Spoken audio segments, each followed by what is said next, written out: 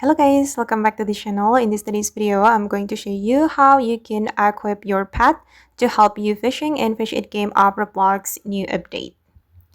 Okay, let's get into it guys. In this latest update, you will be able to have pet to help you fishing, as you can see here. And if you want to get pet, you can go to the pet store at the Fisherman Island and buy the founder egg, but you need Robux guys.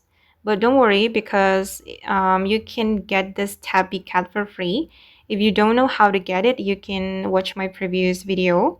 Basically, you need to do quests to get this Tabby Cat. And after you get the pet, you can equip them. You can go to the item menu and select the pet menu. And you just need to click on the pet to activate it. Okay, now it's active guys. It has been equipped and the pet will help you fishing. And each pet has different abilities guys. For this Tabby Cat, it can give you plus 4% luck.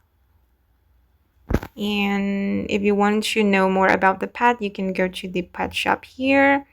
The capybara can give you 20% luck, and the cow give you 30% real speed, and the otter, and yeah, just like that. Okay guys, and that's how you can equip pet in Fish It game of Roblox. I hope this video will be useful for you. Thank you so much for watching, and bye.